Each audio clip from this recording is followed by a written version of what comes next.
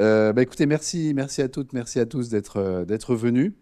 Euh, pour, euh, pour répondre à cette question, les threads virtuels vont-ils rendre la programmation réactive obsolète? Euh, alors la réponse c'est oui. Voilà. Donc si vous avez envie d'aller prendre un café, vous pouvez y aller. Si vous voulez entendre la réponse plus longue, vous pouvez rester. Et j'ai choisi obsolète vraiment avec précaution. La question, c'est pas est-ce que les threads virtuels vont éliminer la programmation réactive ou est-ce qu'ils vont euh, supprimer le fait qu'on va utiliser la programmation réactive. C'est pas ça. C'est pas ça la question à laquelle je réponds, c'est pas celle-là. Ce que je veux vous montrer pendant ces 45 minutes à peu près qu'on va passer ensemble, c'est vraiment les différences que vous avez entre la programmation réactive et le même genre de pattern mais écrit avec des threads virtuels. Donc je parle du même genre de pattern, c'est-à-dire du code qui résout les mêmes problèmes que ceux que vous résolvez aujourd'hui avec de la programmation réactive. Okay, de comparer les choses de façon très pragmatique. Le code qu'on écrit, comment est-ce qu'on peut le débugger, les performances qu'on obtient, etc. Donc vraiment très très terre à terre, de sorte que vous puissiez faire un choix pour vos projets futurs et éventuellement pour les projets que vous êtes en train de maintenir. Est-ce qu'on aurait raison? Est-ce que ce serait intéressant de passer de paradigmes de programmation réactive à des paradigmes de thread virtuel? C'est vraiment mon objectif pendant ces 45 minutes. Voilà. Je m'appelle José. D'habitude, j'ai tout un tas de liens sur ce slide-là, etc. Là, j'ai juste mis un QR code qui vous emmène vers une page GitHub. Et puis la page GitHub, je mets les liens dessus. Comme ça, si vous êtes intéressé, vous y allez. Moi, je le mets à jour. Le QR code, c'est toujours le même. C'est beaucoup plus simple pour moi. Un peu de publicité pour dev.java, qui est un site qu'on a créé à l'occasion de la sortie de Java 17. Alors, c'est super long. Java 17, ça paraît tellement ancien maintenant. Il y a des gens qui sont encore en Java 17 parmi vous? Ok. Il y a des gens qui sont encore en Java 21?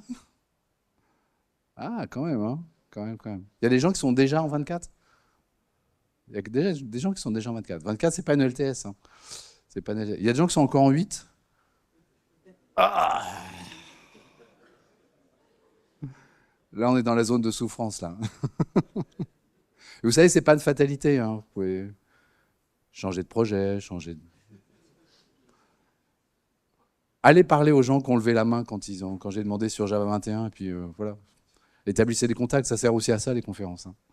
Voilà, donc dev.java, c'est un site de documentation sur le JDK qui est écrit par l'équipe des Java Developer Advocate chez Oracle et qui est relu par les gens qui écrivent les API.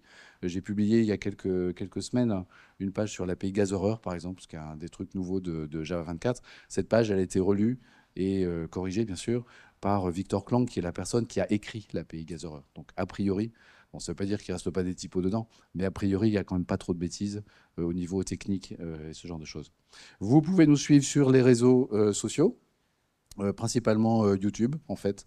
On publie beaucoup de contenu vidéo. On publie aussi du contenu audio, si vous n'aimez pas la vidéo. Et ça marche très bien.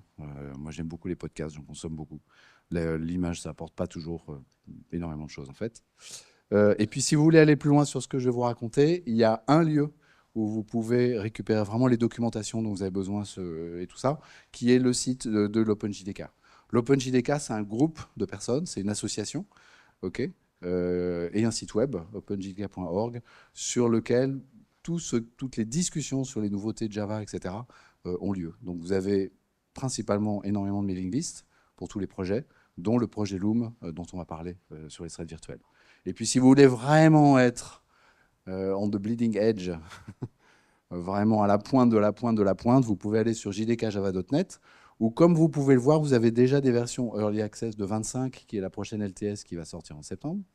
Donc ça, si vous voulez préparer une migration vers 25, en fait, vous pouvez déjà commencer, parce que vous avez déjà les préversions.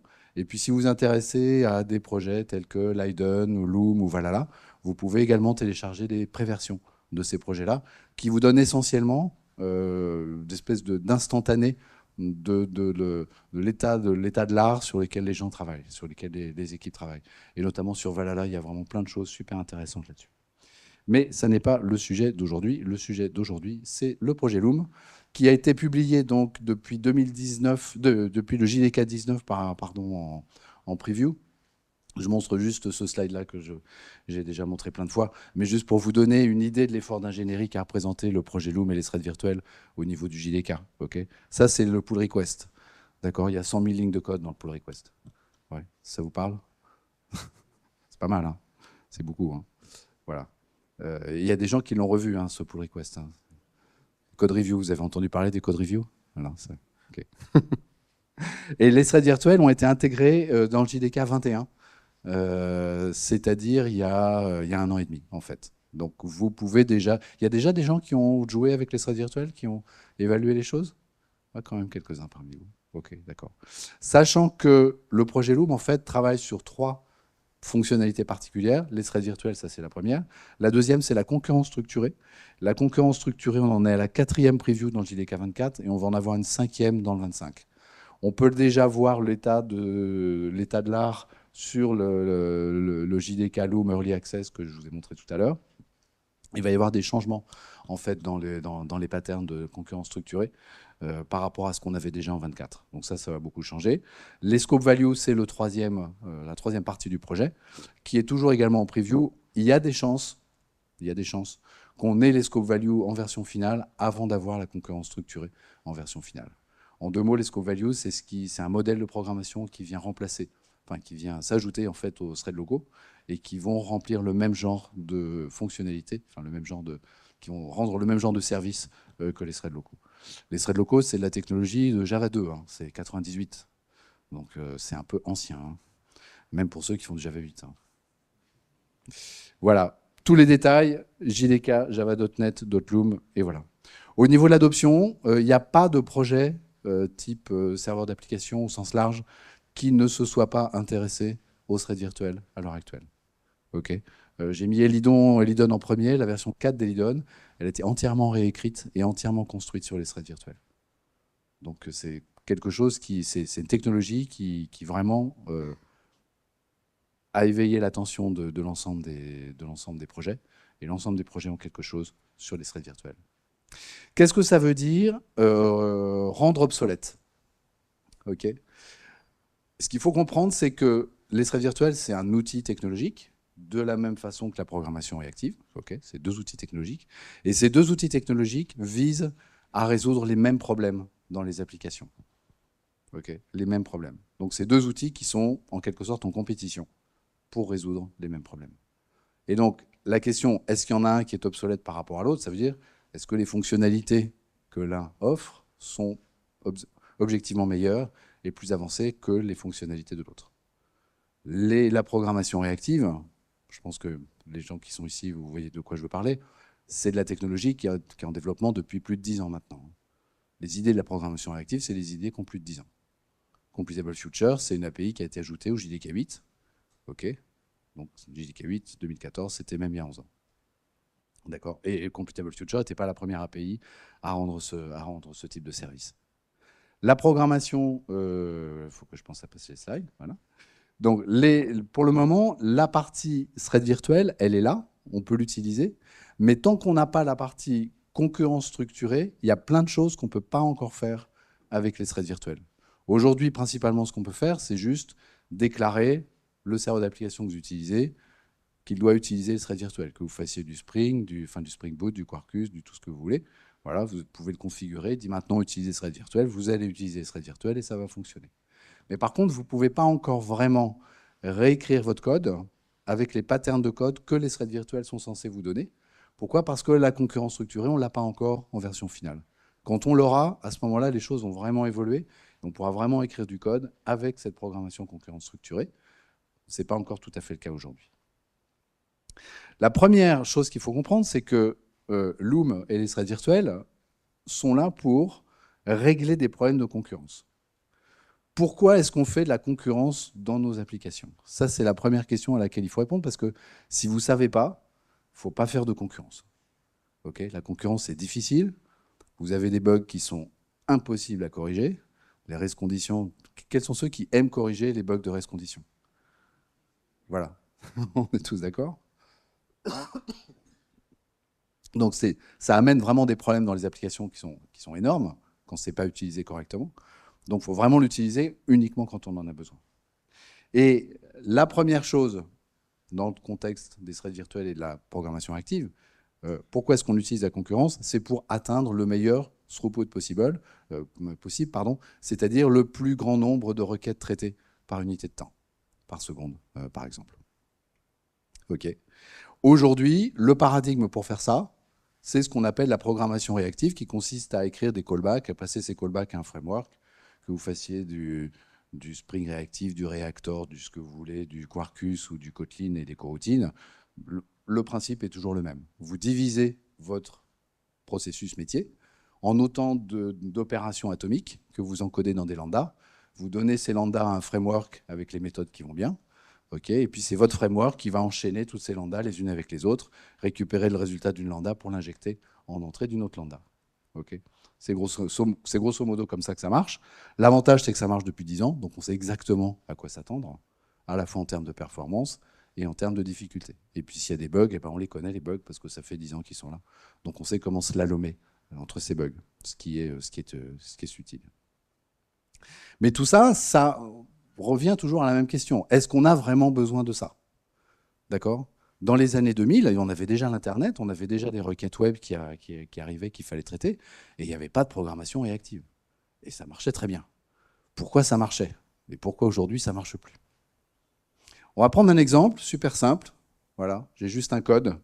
Je vais chercher des images au travers d'un service, et puis je vais chercher les liens au travers du même service. Ça pourrait être un service différent, peu importe. Okay, et puis à partir des images et des liens, je vais me créer une page, et c'est ça mon résultat de requête. Ça, c'est du code que je pouvais écrire dans les années 2000 précisément. Pourquoi? Parce que l'Internet, il était lent, que mon serveur superchargé, il traitait à peu près 20 requêtes par minute, et donc il n'y avait pas de problème de performance. Et puis quand une page mettait une seconde à s'afficher, on disait « Ah, le site, il est lent aujourd'hui ». Mais bon, on attendait une seconde et voilà. Évidemment, aujourd'hui, toutes ces choses-là, ça a un peu changé. Et donc, ce genre de pattern, on ne peut plus l'utiliser. À partir de 2004, on a un pattern qui s'appelle le pattern executor service, qui consiste à se dire, on va créer un pool de threads, et puis on va lancer ces deux requêtes dans deux threads différents. Okay, et puis la page, on va la construire une fois qu'on aura les résultats. Alors ça marche un petit peu mieux déjà parce que les deux requêtes, elles sont faites en parallèle, donc plutôt que d'en faire une puis l'autre, je les fais en parallèle, donc j'attends moins longtemps. Okay, une requête réseau, c'est de l'ordre de la centaine de millisecondes. Le pattern précédent, c'était 200 millisecondes. Alors celui-là, maintenant, c'est plus que 100 millisecondes, parce que je fais mes deux trucs en parallèle. Le problème, c'est qu'il y a pas mal de choses qui ne vont pas dans ce code-là. Combien il y a de bugs dans ce code-là? Vous voyez combien de bugs dedans? Qui voit un bug? Personne. Deux? Personne. Trois? Une personne? Deux? Quatre? Ah bon, d'accord, donc vous voyez aucun bug dedans. Ok. Alors, je vais vous les montrer. C'est pas grave. Le premier problème, c'est que là, je suis en train de bloquer des threads. Okay, et bloquer des threads, c'est mal. Alors, pourquoi bloquer des threads, c'est mal? On va en parler un petit peu parce que c'est quand même important de savoir pourquoi bloquer des threads, c'est mal. Combien de threads est-ce que je bloque? Si je sais compter, en fait, j'en bloque 3. Okay, à condition d'avoir au moins 2 threads dans mon exécuteur service. Si j'en ai qu'un, j'en bloque que 2. Mais là, je vais supposer que j'en ai au moins 2. Je bloque 2 threads dans mon exécuteur service, et puis je bloque également le thread main qui a lancé ces requêtes-là et qui fait des gets. Okay, donc je bloque 3 threads pour une requête. Alors, si c'est mal de bloquer un thread, je pense que bloquer 3 threads, c'est pas mieux. Hein. C'est pas mieux. Pourquoi est-ce que c'est mal? Parce que mon thread, pendant 100 millisecondes, en fait, il ne peut rien faire. Et je n'ai pas de mécanisme, au moins jusqu'en Java 21, avec les threads virtuels, pour dire ce callable ou ce runable qui modélise ma tâche, elle ne fait rien parce qu'elle est bloquée, elle attend la réponse. Il va falloir que je détache ce callable du thread qui est en train de l'exécuter. Et ça, je n'ai pas de moyen de faire ça. J'ai pas moyen de faire ça. Ça change avec les threads virtuels. La deuxième chose, le deuxième problème qui ne va pas, c'est que je peux avoir des threads qui partent dans la nature et que je ne peux pas rattraper avec ce code-là. Et ça, c'est un bug qui est beaucoup plus sournois, beaucoup plus caché. Okay, supposons que, là, mon code, il est pas mal, j'ai mis des timeouts sur le get. Donc, je me dis, OK, je suis protégé, si jamais j'ai un serveur qui ne répond pas, je vais pouvoir récupérer la main quand même, je ne suis pas perdu. Ouais, sauf que je ne le fais pas comme il faut. Okay, si le premier get jette une exception, je casse le thread qui est en train d'exécuter new page avec mes réponses. Et, okay, et donc, le deuxième get, il n'est pas appelé. Donc si jamais par malheur le serveur auquel je m'adresse avec la méthode readlinks ne répond jamais, bah, le thread de l'exécuteur service qui est en train d'exécuter readlinks, il ne va jamais rendre la main. Ok. Tout le monde est d'accord? Ouais. Il ne va jamais rendre la main, ça veut dire quoi? Ça veut dire que vous avez créé votre exécuteur service vraiment en essayant de le régler le plus finement possible pendant des jours et des jours. Vous vous êtes dit, OK, 16 threads, c'est vraiment pile poil le nombre qu'il me faut. Et puis vous faites tourner votre application, et puis au bout de 3 jours, vous avez l'impression que votre exécuteur service, il ne tourne plus qu'avec 15 threads. Il y en a un, vous ne savez pas ce qu'il fait, mais manifestement, il ne fait rien du tout. Et puis vous attendez 3-4 jours supplémentaires, et puis de 15, vous passez à 14. Puis à 13, puis à 12. Puis au bout d'un mois, il n'y en a plus que 6. Alors là, ça ne va plus. Pour démarrer votre application. Puis évidemment, vous démarrez votre application, tout va bien. L'exécuteur service, il se remet à marcher. OK? C'est jamais arrivé à personne, ça. Hein, non. À la limite, j'aime mieux corriger les bugs de rest condition que ceux-là. Hein, parce que ceux-là, c'est autre chose. Mais le problème, il vient de là. Il vient que j'appelle mes deux get dans le même thread. Et que le premier get casse le thread, fait que le deuxième n'est pas appelé. Et ça, c'est très embêtant. OK. Le troisième problème, c'est que c'est difficile de débugger ce code-là. Et quand je dis difficile, c'est probablement impossible, en fait. Et ça vient de quoi? Ça vient de ce que les stack traces que je récupère, donc les piles d'appel, quand j'ai des exceptions, ou quand je fais du debug, c'est pareil, hein, je mets un point d'arrêt, bah, elles ne m'emmènent pas là où je voudrais dans mon code. Et ça, les stack traces, je vais vous les montrer. Et vous allez voir que les stack traces, effectivement, elles ne mettent pas. Pourquoi est-ce qu'elles ne mettent pas? Parce qu'une stack trace, elle est liée au thread qui exécute ma tâche, et qu'elle a le thread, il est dans mon exécuteur service, et que dans une vraie application, votre exécuteur service, il est lancé quand vous démarrez votre application. Okay, c'est pour ça qu'on fait des exécuteurs service. Donc cet exécuteur service, il n'est pas du tout démarré avec votre requête. Donc si vous mettez un point d'arrêt ou si vous avez une exception, vous récupérez, vous remontez à l'endroit où le thread il a été créé, c'est-à-dire au moment où vous avez démarré votre application. Et ça ne vous aide pas du tout. Donc ça veut dire qu'avec les threads virtuels, on a 3 problèmes à régler. Premièrement, le fait de bloquer un thread, c'est mal. Bah ça, il faut que bloquer un thread, ce soit, on s'en fiche. Pas forcément bien, mais voilà, un non-événement.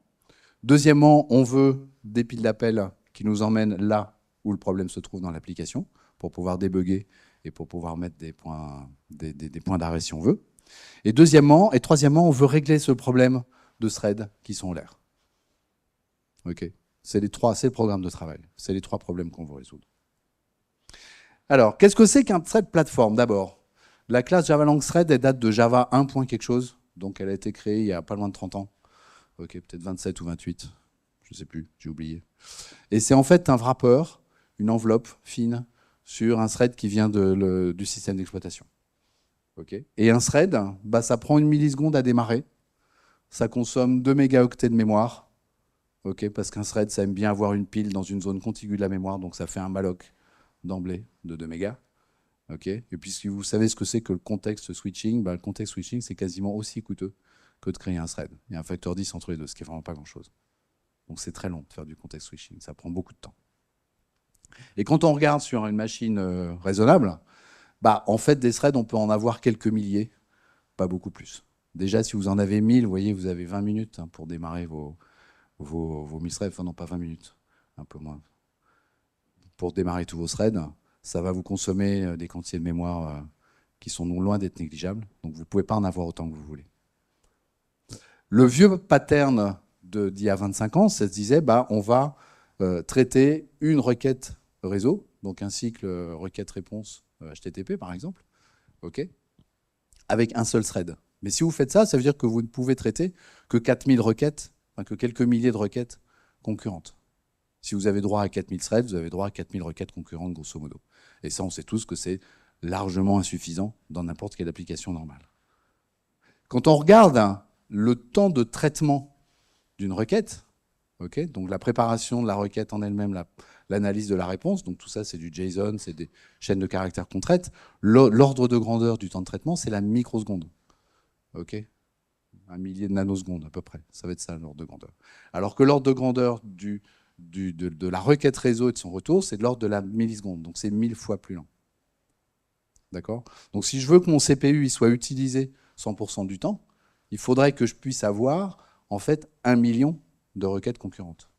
C'est le rapport entre le temps de traitement et la latence réseau, grosso modo. Okay. Si je peux avoir aujourd'hui 1000 threads et que je veux monter à 1 million, ça veut dire qu'il faut que je puisse monter à 1 million de threads virtuels. Donc il faut que je gagne un facteur 1000 sur les performances des threads virtuels, si c'est ce que je veux faire. Et ce facteur 1000, c'est le ratio entre la latence réseau et le temps de traitement mémoire. Il y a beaucoup de gens qui disent « Ah, mais ça, c'est du bullshit marketing ». Non, non, pas du tout. C'est de la technique très, très terre à terre. Okay. Donc, le modèle, une requête par thread, on s'est rendu compte il y a à peu près 15 ans que c'était un modèle qui ne marchait pas. Pourquoi? Parce qu'on ne pouvait pas avoir suffisamment de thread platform dans notre machine. Okay. Et donc, ça veut dire que si ça ne marche pas, il faut qu'un thread platform unique puisse gérer plusieurs requêtes. Combien de requêtes? Si j'ai droit à 1000 threads, il faut que chaque thread puisse traiter 1000 requêtes à la fois, en parallèle, pour pouvoir avoir une machine optimisée. OK? Il en faut à peu près 1 millier par thread. Donc ça veut dire que le code que j'écris ici,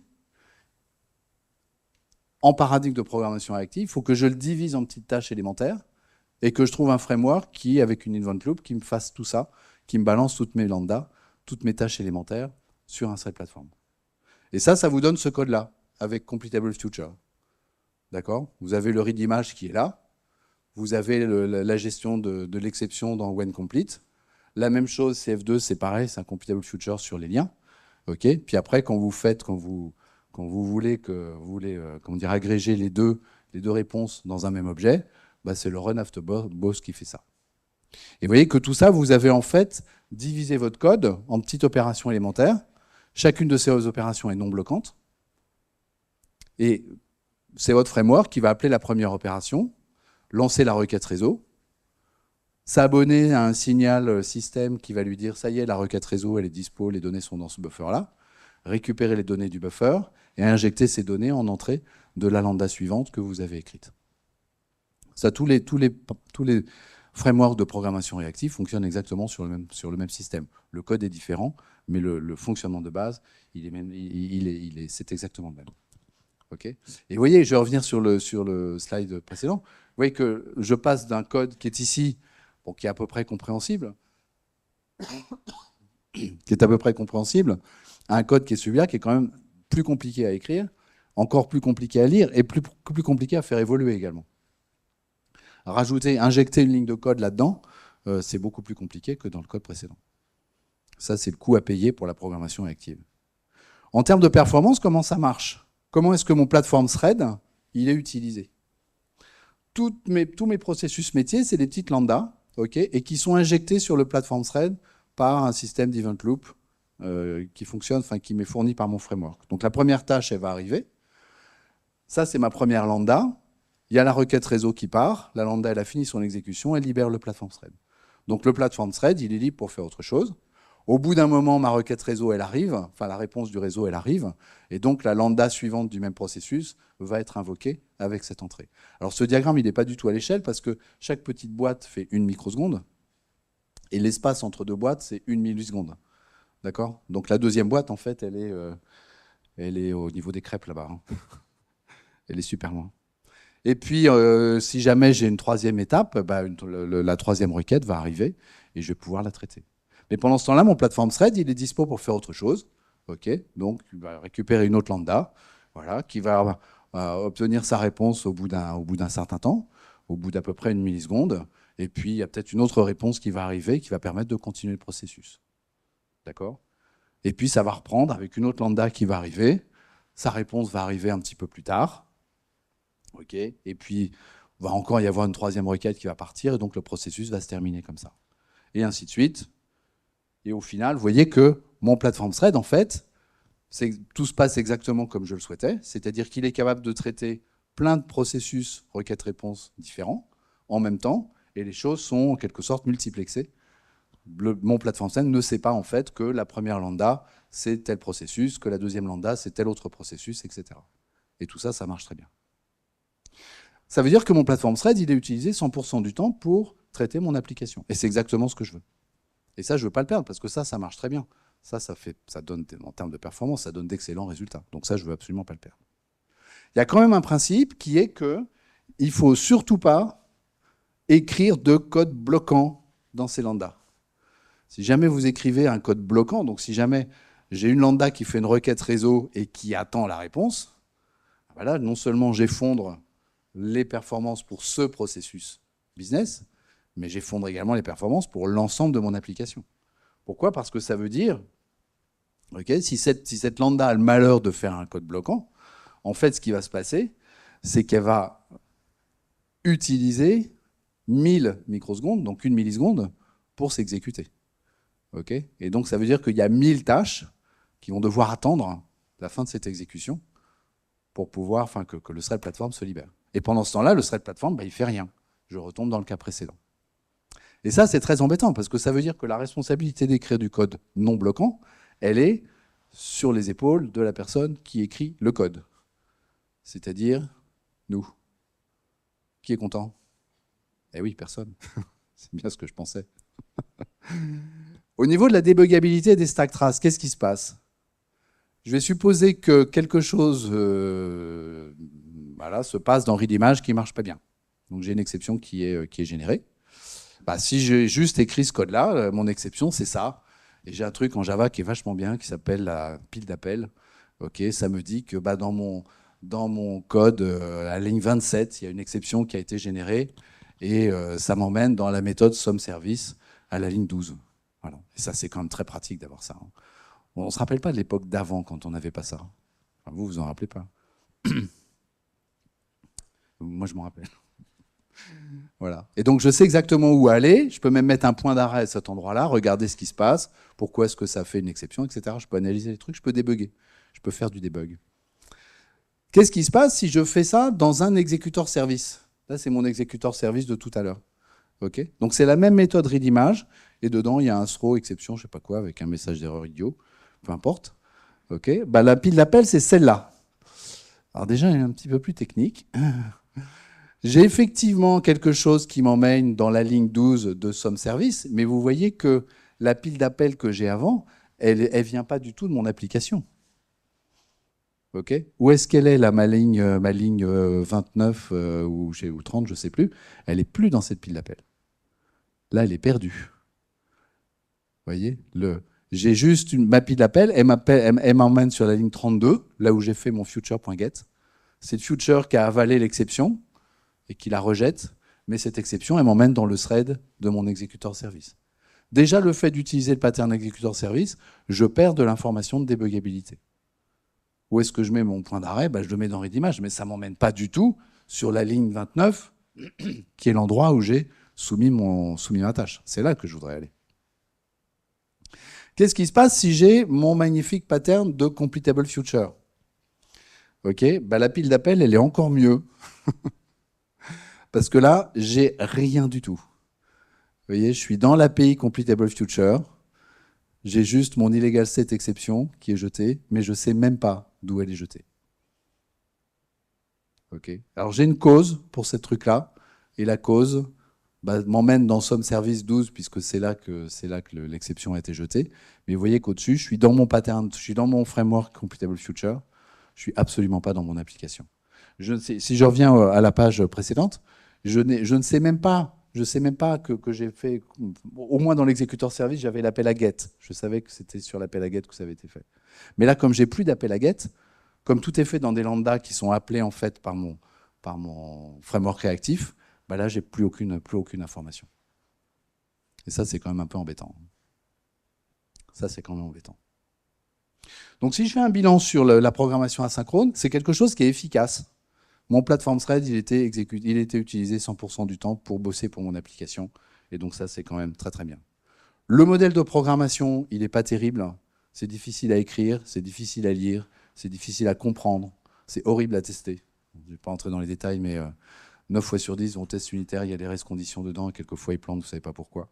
Mais ça vient des restes conditions.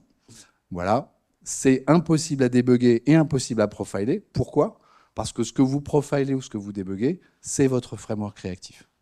Ce n'est pas votre application. D'accord ? Vos petites lambdas, vous avez juste vos lambdas, mais en fait, ce que vous débuguez, c'est votre framework réactif.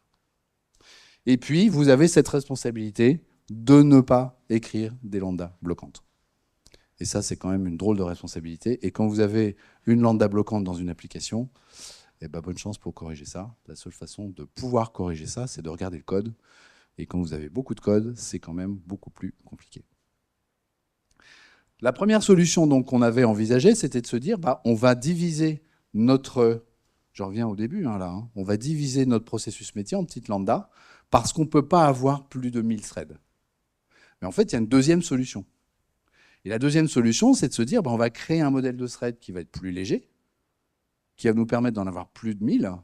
Et donc, on va pouvoir revenir au pattern de code précédent, qui est une requête par thread, à condition de changer le modèle de thread. Et ça, c'est ce que font les threads virtuels. Il faut que mon modèle de thread il soit combien de fois plus léger que le platform thread? Bah, il faut qu'il soit au minimum 1000 fois plus léger. Et ce facteur 1000, c'est encore une fois le facteur 1000 qui vient du ratio entre le temps que prend une requête réseau et le temps que prend le traitement de cette requête en mémoire. C'est le ratio entre microsecondes et millisecondes. Si j'ai que 500, si je gagne qu'un facteur que 500, si je ne gagne un facteur 500, pas plus, bah, j'ai pas résolu mon problème. J'ai pas résolu mon problème parce que au final, mon platform thread, il sera utilisé 50% du temps. Okay, et j'aurai toujours besoin d'appeler un framework réactif pour monter à 100% du temps. Donc là où je peux lancer 1000 platform threads, il faut que je puisse lancer 1000 fois plus de threads virtuels, c'est-à-dire 1 million de threads virtuels. D'accord? Tous les blogs et tous les machins vous disent « Oh, mais 1 million de threads virtuels, c'est juste du marketing, ça n'a aucun sens. » Non, non, ça a un sens très très précis. Ce sens, il est là. Okay, il faut que vous puissiez lancer 1 million de threads virtuels au minimum. Si vous ne pouvez pas, vous n'avez pas résolu votre problème. Mais être léger, ce n'est pas suffisant. On veut régler le problème des threads en l'air et on veut régler le problème des stack traces.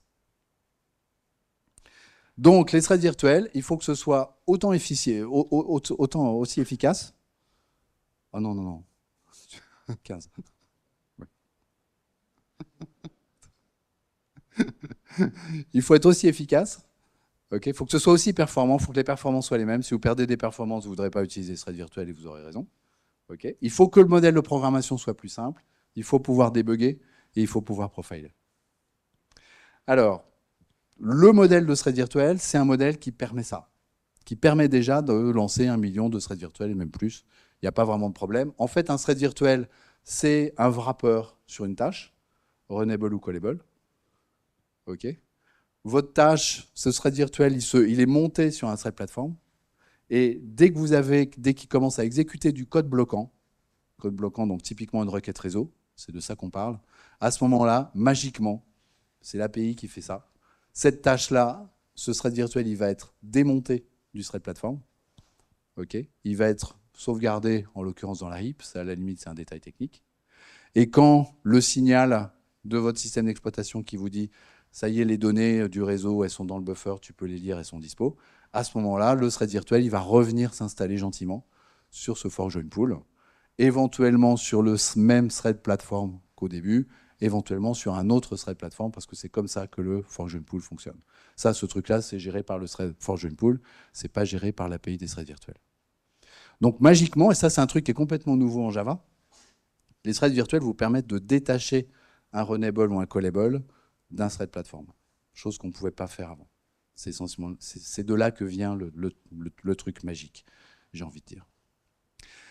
Le truc qu'il faut retenir, c'est que bloquer un thread virtuel ne bloque pas le thread platform sur lequel il s'exécute. Donc le problème que vous aviez avant, attention, il ne faut surtout pas écrire de code bloquant dans votre framework réactif, ce problème-là, il est dégagé, il est résolu. Et en fait, il faut écrire du code bloquant dans des threads virtuels. Si vous n'écrivez pas de code bloquant dans des threads virtuels, utilisez des threads platform, ça ira plus vite, ce sera plus performant. Comment est-ce que votre platform thread est utilisé avec des threads virtuels? Bah vous faites la même requête que tout à l'heure. Okay, vous allez chercher vos images. La requête réseau part, le code est bloqué, le thread virtuel est passivé dans la mémoire heap de votre application. Okay, et puis les données vont arriver en provenance du réseau. Votre thread virtuel va être réactivé, va être monté à nouveau sur un thread platform. Il y a une autre requête réseau qui part. Le résultat de cette requête va venir un petit peu après. Votre thread virtuel va être monté à nouveau sur un thread platform et votre processus métier aura été exécuté. OK. Entre-temps, il y a un autre thread virtuel qui va arriver, qui lance sa requête réseau, qui récupère son résultat, et puis qui va récupérer un autre résultat un peu après, et puis un autre, même chose, résultat, résultat, etc. Tout ça, c'est géré en fait par l'API des threads virtuels. Et puis enfin un autre, et puis un autre, et puis un autre, et puis un autre. OK. Du point de vue du thread platform, quelle est la différence avec le modèle réactif? Je vous remets le modèle réactif. Ben, il n'y en a pas. Il n'y en a pas. Si vous entendez quelqu'un qui vous dit « Ah, on est passé sur les threads virtuels, on a gagné un facteur 10 sur les performances de notre application », ce facteur 10 ne peut venir que du framework réactif que vous utilisez, mais pas de votre processus métier ou pas des threads virtuels, parce qu'en fait, ça marche pareil. La différence, c'est le modèle de programmation. Et la plus grosse différence, parce qu'il y a quand même une différence, c'est que les tâches de vos threads virtuels, elles peuvent être bloquantes, et même elles doivent être bloquantes. Ça veut dire que la responsabilité que vous aviez avant, qui était de d'écrire du code absolument non bloquant dans votre framework réactif, ben cette responsabilité, vous ne l'avez plus. Qui n'est pas content? Ouais, j'ai compris que personne ne voulait lever la main, donc c'est pour ça que je pose des questions dans ce sens-là. Le code que vous écrivez, c'est le code le plus basique que vous pouvez écrire. Vous mettez des boucles for, vous mettez des ifs and else, des try-catch, etc. C'est du code impératif et qui bloque. Et vous l'exécutez dans des threads virtuels et tout se passera bien. Et c'est ce qu'il faut faire. OK.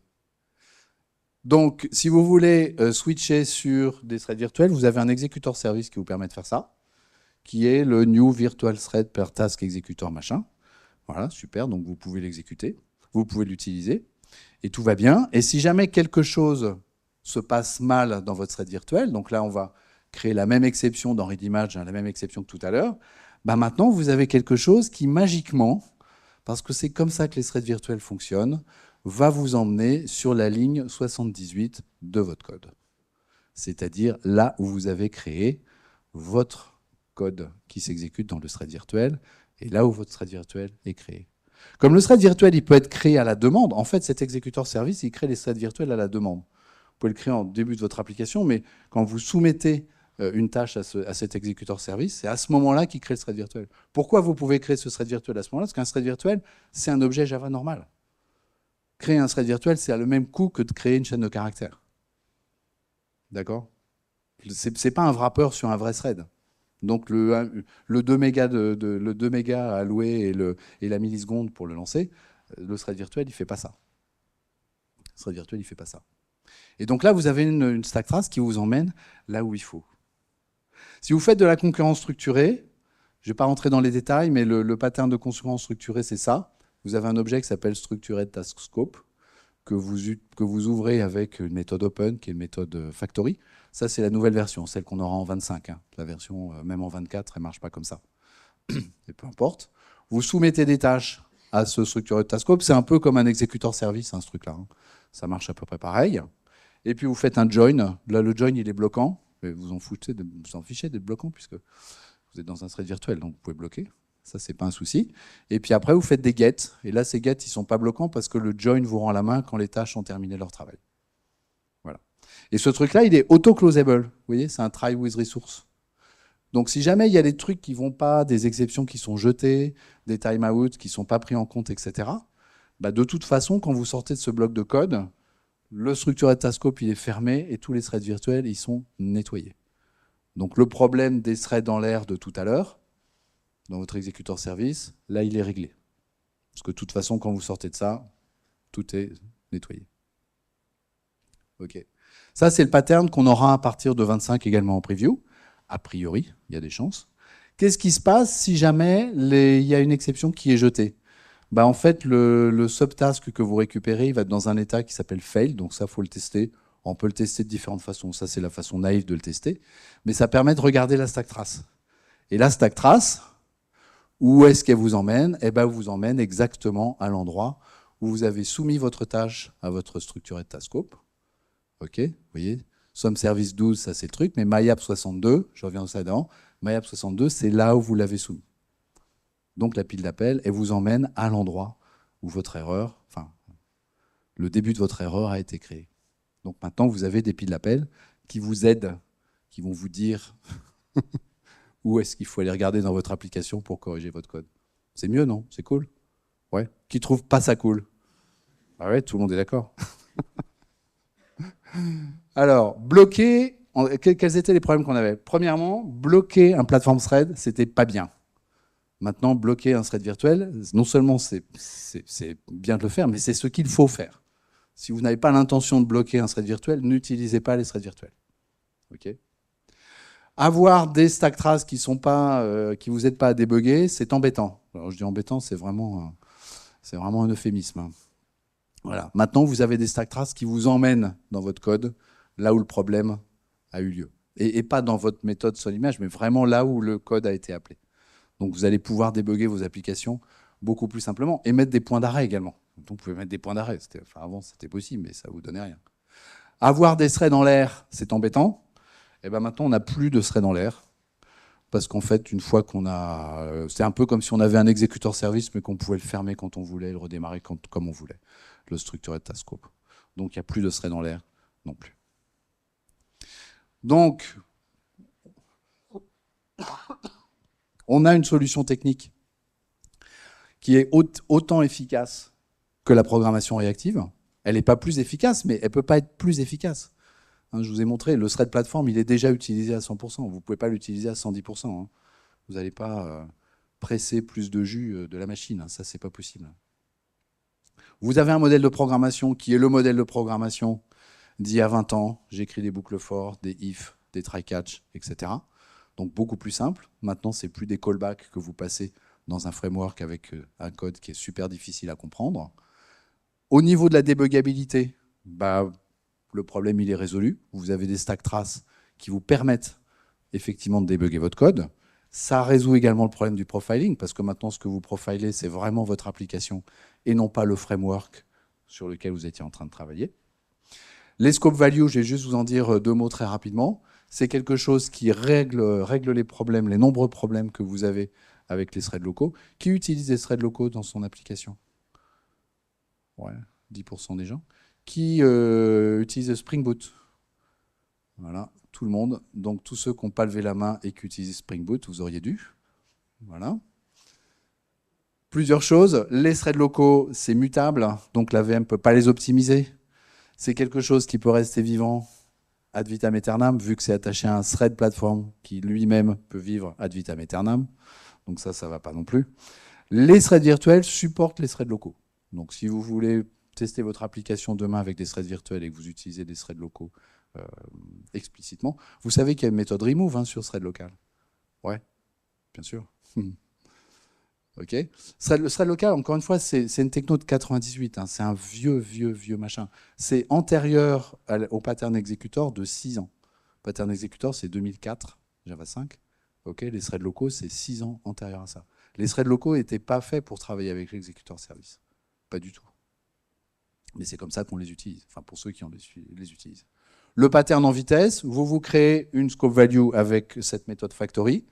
Vous liez cette scope value. Oui, il n'y a pas le new là, pardon. Vous liez cette scope value à une valeur, ok, et cette liaison, elle est accessible de n'importe quelle tâche. Alors là, je l'ai fait avec un runable, ça pourra aussi être un callable, que vous exécutez avec cette méthode run. Et pour le lire, là, vous pouvez en faire plusieurs si vous voulez. Pour le lire, vous avez une méthode isBound et vous faites un get. Et puis sinon, voilà, vous l'avez pas. Ok, donc c'est super simple. Mais c'est immutable par contre. Vous pouvez pas, une fois que vous l'avez fixé, vous ne pouvez plus y toucher. Ok. Il y a une règle de transmission, c'est que de la même façon que vous ne voulez pas de thread en l'air, vous ne voulez pas de scope value en l'air. D'accord? Vous ne voulez pas avoir besoin d'appeler remove pour retirer une scope value, pour éliminer une scope value. Ok. Donc la règle est la suivante. Si jamais votre tâche crée des threads à la main avec la méthode factory ou avec un exécuteur service, les scope values ne sont pas transmises. Si jamais votre tâche crée des structured task scope, qui sont des objets qui se ferment, à ce moment-là, les scope values sont transmises dans les threads virtuels qui sont créés par ce structured task scope. C'est ça le principe. Voilà. Qu'est-ce qu'on a? Les threads virtuels étaient finaux en 21, donc ils sont finaux en 24 aussi, enfin depuis un moment. Et ils seront toujours finaux en 25 aussi, ça va pas changer. La concurrence structurée était en preview en 24, elle sera a priori encore en preview en 25. On n'a pas encore les JEP, mais ça va arriver. Scope value, ça va être pareil. Les scope value ont plus de chances d'être finalisés, enfin ont des chances d'être finalisés avant la concurrence structurée. Donc il y a des chances que d'ici 1 an, ce soit fait. Et il me reste 2 minutes pour des questions. Ouais. Questions? Est-ce que quelqu'un n'a pas de questions? Ah ben, tout le monde a des questions. Là.